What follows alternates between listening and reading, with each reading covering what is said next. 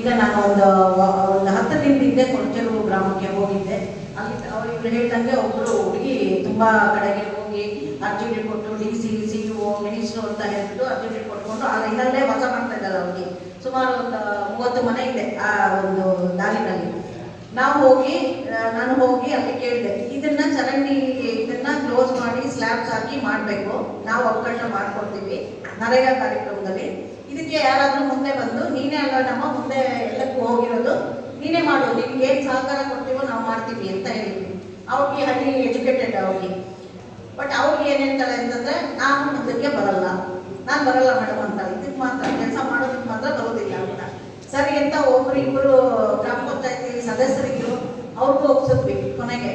ಸರಿ ಬೇಡ ನೀವು ಮಾಡಿ ಅಂತ ಅಂದ್ಬಿಟ್ಟು. ಏನಲ್ಲಿ ಒಂದು ತೊಂದರೆ ಅಂತ ನಾನು ಅಂತ ಕಂಡು ಬಂದಿದ್ದು, ಒಂದು ಯಾರೇ ಹೋಗಿ ಒಂದು ಕಾರ್ಯಕ್ರಮನ ಮಾಡೋಕ್ಕೆ ಶುರು ಮಾಡ್ತಾರೆ ಅಲ್ಲೊಂದು ಕೆಲಸನ, ಆದರೆ ಅದ್ರ ಹಿಂದೆನೆ ಮಾರನೇ ದಿನನೇ 10 ಜನ RTIನಲ್ಲಿ ಅರ್ಜಿಗೆ ಹಾಕ್ತಾರೆ. 10 ಜನ ಹಾಕ್ತಾರೆ.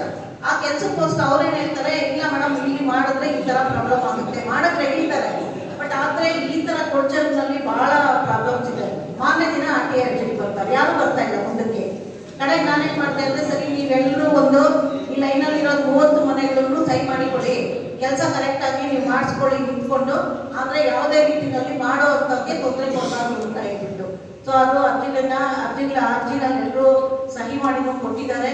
ಅದೇ ರೀತಿ ಈಗ ಮುಂದೆ ಅದೇ ಲೈನಲ್ಲಿ ಇರೋರೇ ಒಬ್ಬರು ಈಗ ಅವ್ರಿಗೆ ನಾವು ಪಂಚಾಯತಿ ಕಡೆಯಿಂದ, ತಾಲೂಕು ಪಂಚಾಯತಿ ಕಡೆಯಿಂದ ನಾವು ಪೂರ್ಣ ಸಹಕಾರವನ್ನು ಕೊಡ್ತೀವಿ.